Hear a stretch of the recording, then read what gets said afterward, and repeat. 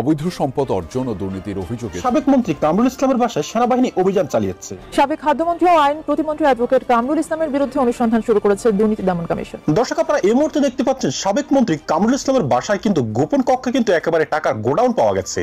স্বৈরাচার আওয়ামী লীগ সরকারের সাবেক খাদ্যমন্ত্রী কামরুল ইসলামের বিরুদ্ধে অবৈধভাবে সম্পদ অর্জনের সত্যতা পেয়েছে দুদক। জানিয়ে দিব এইমাত্র পাওয়া ব্রেকিং নিউজ। সাবেক আইনমন্ত্রী কামরুল ইসলামের বাসায় এবার পাওয়া গেল কোটি কোটি টাকা। দর্শক, জানিয়ে দিব সে বিষয়ে বিস্তারিত। সাথে সাথে আরো থাকছে এবার নতুন করে যে সমস্ত আওয়ামী নেতাদের বাড়িতে সেনাবাহিনী হানা দিয়েছে সে সমস্ত বাড়ি থেকে কি কি পেয়েছে সেনাবাহিনী। আরো থাকছে আজকে দিনের সবশেষ কিছু গুরুত্বপূর্ণ আপডেট নিউজ। বিস্তারিত দেখে আসবো। তার আগে ছোট করে একটি অনুরোধ, আপনারা যদি এ ধরনের আপডেট নিউজগুলো সবার আগে পেতে চান অবশ্যই চ্যানেলটি সাবস্ক্রাইব করে রাখবেন।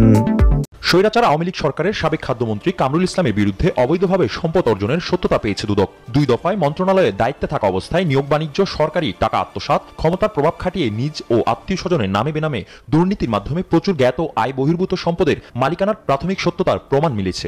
কামরুল ইসলাম সাবেক সংসদ সদস্য ঢাকা 2 এর বিরুদ্ধে আইন প্রতিমন্ত্রী থাকাকালে নিম্ন আদালতে কর্মচারী নিয়োগের ক্ষেত্রে দুর্নীতি ও অনিয়মের মাধ্যমে কোটি কোটি টাকা ঘুষ গ্রহণের অভিযোগ এবং খাদ্যমন্ত্রী থাকাকালীন সময়ে ব্রাজিল থেকে নিম্নমানের গম ক্রয় করে সরকারি কোটি কোটি টাকা আত্মসাতের অভিযোগের মাধ্যমে গোয়েন্দা তথ্য অনুসন্ধানে অভিযোগের প্রাথমিক সত্যতা পাওয়ায় এ বিষয়ে দুর্নীতি দমন কমিশন কর্তৃক প্রকাশ্য অনুসন্ধানের সিদ্ধান্ত গৃহীত হয়েছে।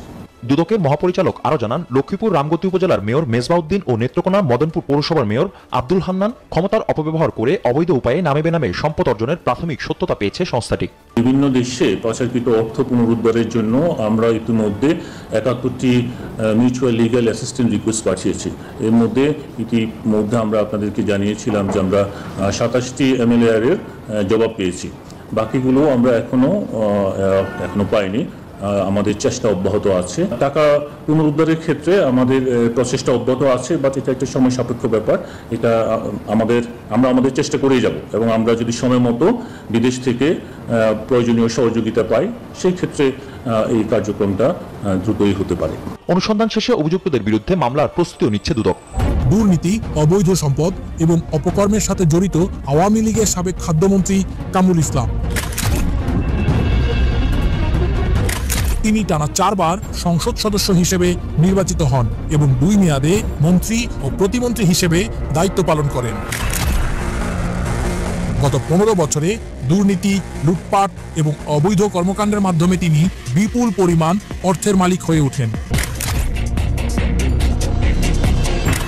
ঢাকা 2 আসনের সংসদ সদস্য কামরুল ইসলাম আইন মন্ত্রণালয়ে প্রতিমন্ত্রী থাকাকালীন বিচার বহির্ভূত অনেক রায় চাপিয়ে দিতেন বিচারকদের উপর। শুধু তাই নয়, ঢাকা নিম্ন আদালতে কর্মী নিয়োগে এবং অন্যান্য সরকারি নিয়োগের ক্ষেত্রে তিনি দুর্নীতি ও ঘুষ গ্রহণে জড়িত ছিলেন। কামরুল ইসলাম তার খাদ্যমন্ত্রী থাকাকালীন 2015 সালে ব্রাজিল থেকে পচা গম কিনে সরকারের কয়েকশো কোটি টাকা আত্মসাৎ করেন। এই ঘটনা সমগ্র জাতিকে কাঁপিয়ে দেয় এবং তার দুর্নীতির একটি অন্যতম উদাহরণ হয়ে দাঁড়ায়। তার বিরুদ্ধে একাধিক অভিযোগ রয়েছে, যার মধ্যে বিচার বহির্ভূত হত্যাকাণ্ড, গুম এবং বিভিন্ন ধরনের হয়রানিমূলক মামলা অন্তর্ভুক্ত। কামরুল ইসলাম তার অবৈধ অর্থ দিয়ে দেশে বিদেশে বিশাল পরিমাণ সম্পদ গড়ে তোলেন। তার নির্বাচনী হলফনামা অনুযায়ী 2008 সালে তার স্থাবর সম্পত্তির পরিমাণ ছিল 8,55,000 টাকা। অর্থাৎ 15 বছরে তার আয় বেড়েছে প্রায় 28 গুণ। কামরুল ইসলাম 1969 সালে সদস্য হিসেবে ছাত্রলীগে এবং 1994 সালে আওয়ামী লীগের রাজনীতিতে যুক্ত হন। 2018 সালের নির্বাচনে ঢাকা 2 আসন থেকে সংসদ সদস্য নির্বাচিত হয়ে তিনি আইন ও বিচার মন্ত্রণালয়ে প্রতিমন্ত্রী হিসেবে দায়িত্ব নেন এবং 2014 সালে বিনা প্রতিদ্বন্দ্বিতায় সংসদ সদস্য হয়ে খাদ্যমন্ত্রী হিসেবে দায়িত্ব পালন করেন। কামরুল ইসলাম এবং তার সাঙ্গপাঙ্গরা বিভিন্ন অপরাধমূলক কর্মকাণ্ডে জড়িত ছিলেন। সম্প্রতি 19 জুলাই ঢাকা নিউ মার্কেট এলাকায় ব্যবসায়ী আব্দুল ওয়াদুদ হত্যা মামলার সন্দেহভাজন হিসেবে কামরুল ইসলামকে উত্তরা থেকে গ্রেফতার করা হয়। আজও কামরুল ইসলাম ও তার সহযোগীদের বিরুদ্ধে নানা অপরাধমূলক কার্যকলাপের তদন্ত চলছে, তবে তার রাজনৈতিক জীবন এবং তার দুর্নীতির সমালোচনা জাতিকে অস্থিরতায় ফেলেছে। প্রমাণ হয়ে গেছে ক্ষমতার অপব্যবহার করে একের পর এক দুর্নীতি এবং অবৈধ কর্মকাণ্ডে জড়িয়ে তিনি নিজের সম্পদের পাহাড় গড়েছেন, যা আজ ইতিহাসে অমোচনীয়। আওয়ামী লীগের সভাপতি মণ্ডলীর সদস্য অ্যাডভোকেট কামরুল ইসলাম অত্যন্ত প্রভাব প্রতিপত্তির সঙ্গে ক্ষমতার অপব্যবহার করে এমন কোনো অপকর্ম নাই যা তিনি করেননি। অর্থ আত্মসাৎ, অর্থ পাচার, দুর্নীতি সহ বিরোধী দলমত দমনে তিনি অগ্রণী ও আগ্রাসী ভূমিকায় অবতীর্ণ ছিলেন। মঙ্গলবার সকাল 9টায় তাকে ঢাকার চিফ মেট্রোপলিটন ম্যাজিস্ট্রেট আদালতে হাজির করা হয়। এরপর মামলার তদন্ত কর্মকর্তা রমনা জোনাল টিমের পরিদর্শক জাহাঙ্গীর আরিফ নিউ মার্কেট থানার ব্যবসায়ী আব্দুল ওয়াদুদ হত্যা মামলায় তাকে 10 দিনের রিমান্ডে নিতে আবেদন করেন। আবেদনে বলা হয়, কামরুল ইসলাম ফ্যাসিস্ট সরকারের ভোট ডাকাতির মাধ্যমে 4 বারের এমপি, একবার ক্যাবিনেট মন্ত্রী ও একবার প্রতিমন্ত্রী হিসেবে দায়িত্ব পালন করেন। এই আসামি অত্যন্ত ভয়ানক চরিত্রের অধিকারী, যা তার আচার আচরণ, অঙ্গভঙ্গি ও কথাবার্তার মাধ্যমে প্রকাশ হতো। তিনি অত্যন্ত প্রভাব প্রতিপত্তির সঙ্গে ক্ষমতার অপব্যবহার করে এমন কোনো অপকর্ম নাই যা তিনি করেননি। অর্থ আত্মসাৎ, অর্থ পাচার, দুর্নীতি সহ বিরোধী দলমত দমনে তিনি অগ্রণী ও আগ্রাসী ভূমিকায় অবতীর্ণ ছিলেন। তার ভয়ে তার সংসদীয় এলাকা সহ বিভিন্ন মানুষ স্বাধীনভাবে মত প্রকাশ করতে পারতেন না। এতে আরো বলা হয়, তিনি আইন প্রতিমন্ত্রী থাকাকালে ক্ষমতার অপব্যবহার করে বহু নিরপরাধ মানুষকে জেল জুলুমের মাধ্যমে নির্যাতন করতেন। এই আসামি ফ্যাসিস্ট সরকারের অন্যতম কলঙ্কিত চরিত্রের অধিকারী ছিলেন। তার গ্রেফতারে এলাকায় সাধারণ মানুষের মধ্যে শান্তি ফিরে এসেছে। এই আসামি সহ অন্যান্য আসামিদের নির্দেশে গত 19 জুলাই বিকেলে নিউ মার্কেট থানাধীন নীলক্ষেত এলাকায় মাহফুজুর রহমান, নাসির উদ্দিন, শামীম ওসমান, মোহাম্মদ আবু মুসা, মাইনুদ্দিন, শাহাদাত হোসেন, আবির হোসেন সহ অনেক নিরস্ত্র ছাত্র জনতা ও সাধারণ পথচারী আহত ও চিরতরে পঙ্গু হয়। আব্দুল ওয়াদুদ গুলিবিদ্ধ হয়ে মারা যান। মামলার ঘটনার সঙ্গে জড়িত আছে মর্মে স্বীকার করেন।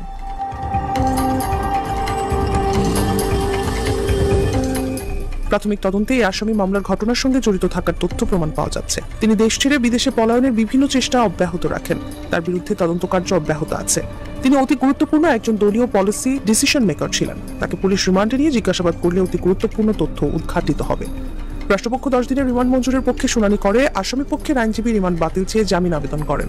উভয় পক্ষের শুনানি শেষে ঢাকার additional chief metropolitan magistrate Ziadur রহমানের আদালত তার 8 দিনের রিমান্ডের আদেশ দেন।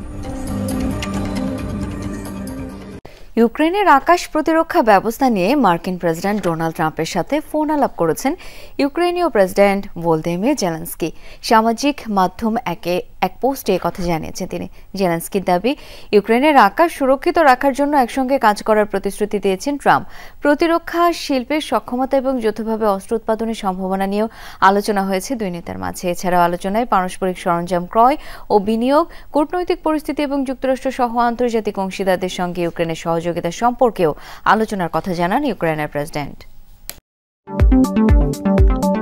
দেখতে পেলেন বিস্তারিত। এ সম্পর্কে আপনাদের মতামত কমেন্টে লিখে পাঠাবেন। ভিডিও ভালো লাগলে চ্যানেলটি সাবস্ক্রাইব করতে ভুলবেন না। এবারের মতো এখানেই বিদায় নিচ্ছি। শীঘ্রই দেখা হবে নতুন কোনো ভিডিও নিয়ে। ততক্ষণ সকলে ভালো থাকুন, সুস্থ থাকুন। আসসালামু আলাইকুম ওয়া রাহমাতুল্লাহি ওয়া বারাকাতুহু।